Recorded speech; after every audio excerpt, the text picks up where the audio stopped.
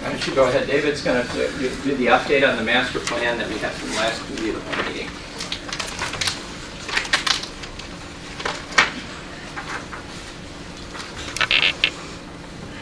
Good evening, everyone. As we promised, we said that we would do a quick update tonight on the information we provided at the committee as a whole last month. What I promised you is that while we wanted answers quickly, that we would get around the college, get to all the governance groups, speak to everyone that we could to get their feedback. We essentially laid out the three options we laid out for you, which was cut the master plan down to the original $74 million, add $18 million back to it, or do a combination of adding year-end surplus and still making further reductions. We've been to every governance group.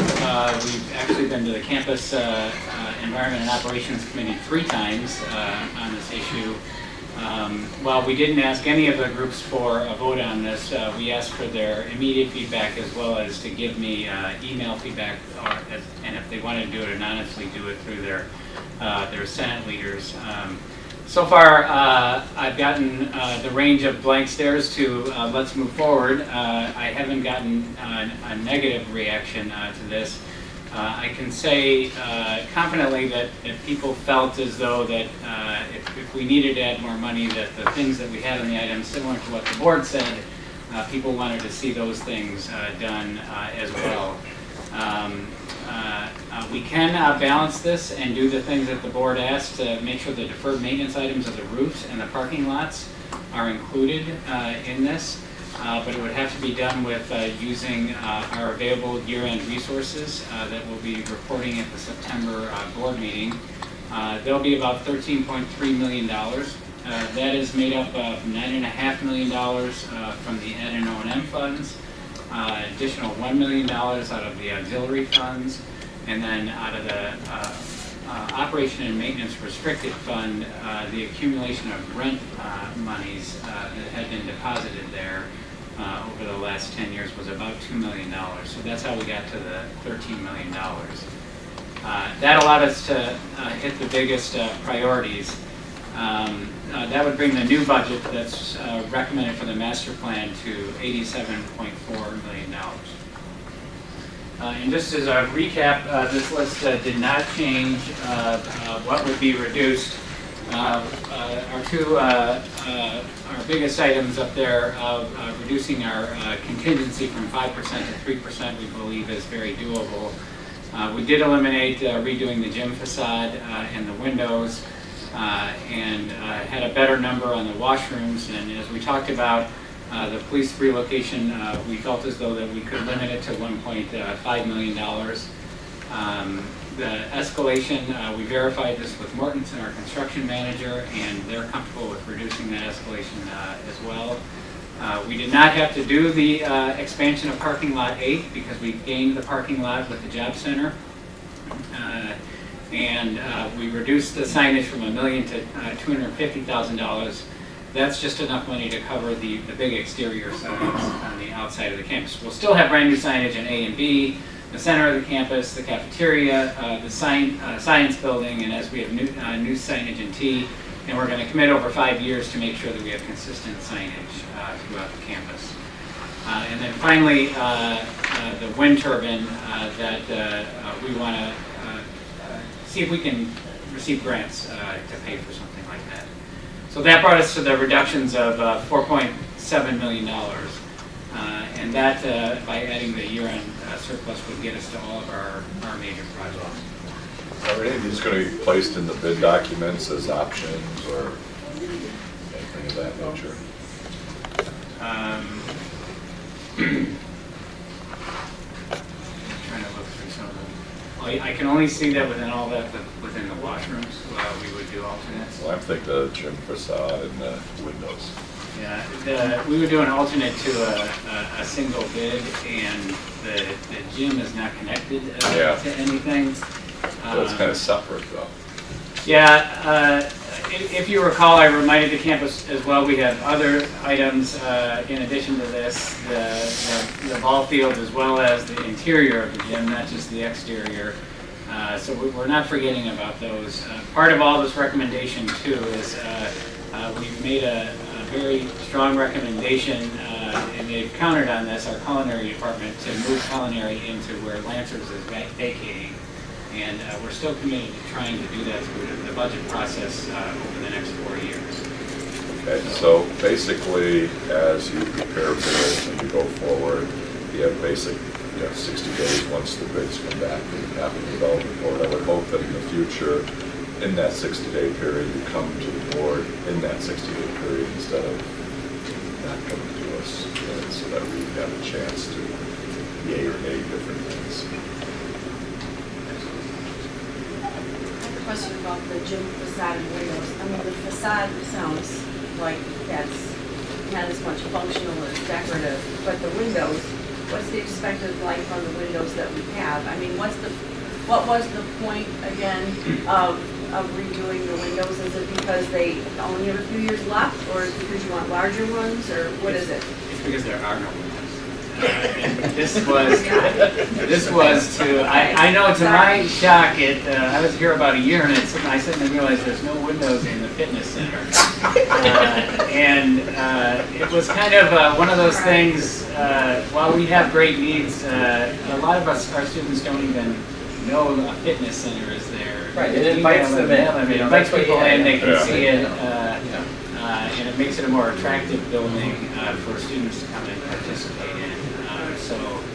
No, it's a great question. I think we have a few small windows up near the top in the gym park, but not on the fitness center side. God bless Jim Lumber, but that was his, he always hated that we built the steel building without the facade on it, and always wanted to finish that building. So it's probably because of the measurement. Yes. To get it. To get it, yes. So it's waiting another time to get to where you want to go. Yes. So we haven't forgotten about them. I'll keep my mind spinning on how to see what we can solve with this. And of course, Nick does a great job keeping his eyes open for things, for grants as well. This wouldn't be a typical grant item, but maybe some other things that could relieve some other pressures on the budget to allow us to do things like this. Here's the question. What percentage of enrollment decrease or credit hour decrease was this a part of the plan? Or the budget, I guess, this year and next year? Yeah. Right now, with where we think enrollment will be for this fiscal year, we believe that our contingency, our revenue contingency we've set aside will be sufficient to handle this year. But we'll be updating the financial plan in January to present it in February. So I don't want to speculate right now. We really need to wait and see how the property tax numbers are. What we mentioned to you about adult ed credit hour, that impacts the budget 2 years from now essentially, because there's a delay in that the students don't pay tuition, but of course anything that's college credit, we're losing the tuition plus there's the 2 years down the road.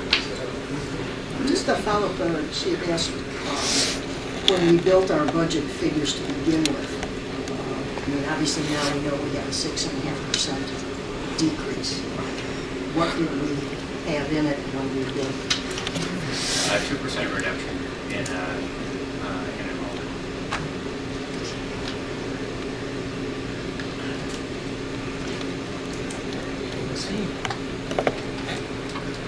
So, if there's any feedback, please, if you could forward it to Chair Howland, Vice Chair Marion, or Dr. Weber, I greatly appreciate it. We have, within the parameters of our existing budget, we have asked Leggett to continue their design of the core, the cafeteria, because if that gets delayed, then all the projects get delayed. But if I don't know if you're willing to give feedback tonight, but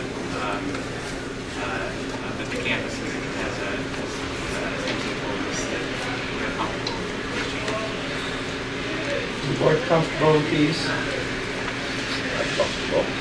But when we When are we thinking that these are going out to bid again? Schedule,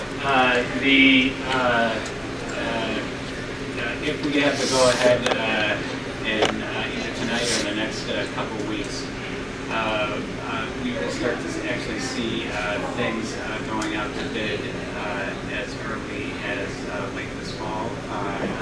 Construction groundbreakings in the spring of next year. I'm just one board member, but this is what we asked David Agazzi to do at the last board meeting. He's come through and and we have a balanced project now. I have no objection to going forward. Is there a reason we need to discuss this further at the retreat based on other things that are going on? I don't see any additional information coming forward before the retreat.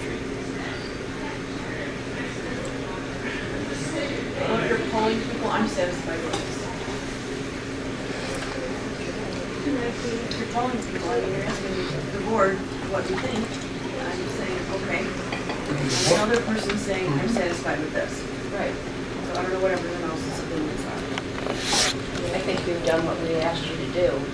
I don't think this is part of what we were looking at discussing as far as the master plan was concerned for the retreat, because that's looking ahead in terms of what we need to do to update the master plan. I mean, if we need to move on this sooner, we don't want to just keep putting this off if we're going to get it out for bid. I said it to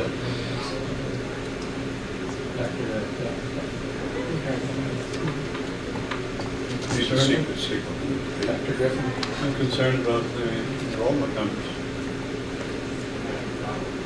Well, this is money that we've set aside, so the enrollment numbers, I don't know, David, what's the impact between enrollment and this? This is set aside through bonding? Yeah, this would lock the money in where the enrollment could impact things our ability and how much we're able to set aside for the culinary project, because that would come out of regular operating money.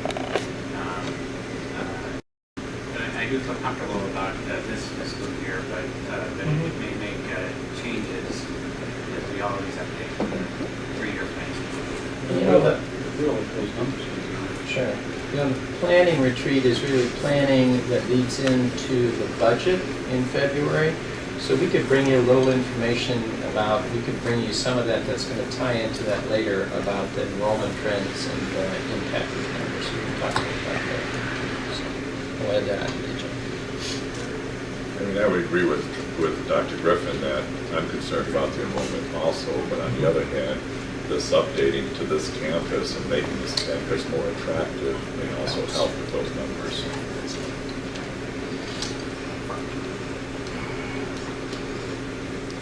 Didn't say no. So you're concerned. Long-term impact. Well, I think the question simply is, are we willing to say to you to go ahead with this the way it is? Or are you looking for direction from us on that? Okay, so it is to that point, my response is, I'm okay with going ahead. Your response is you're okay with going ahead. So I don't know what the rest of everybody, so that's 3. So obviously the enrollment numbers are troubling, that's right. But I think you need to know from everybody where we stand, right? Any other comments? And David, when you say You're this, okay? these are going to... Got a fourth okay? Yeah. You're- You said it. And when you say this, we're going to roll these out. Did all the bids, you'll have the bids at a certain timing? Oh, sure. Yeah, so you really say... The first bid, I believe that you are gonna. What's the bid? Who was that? What's the first bid? Do you guys remember? The campus core is going to be in the spring. Okay. How about geothermal? That's this fall. Geothermal is gonna be the first bid you see this fall. Next big package you'll see is it'll be referred to as EMP1. That will be the cafeteria.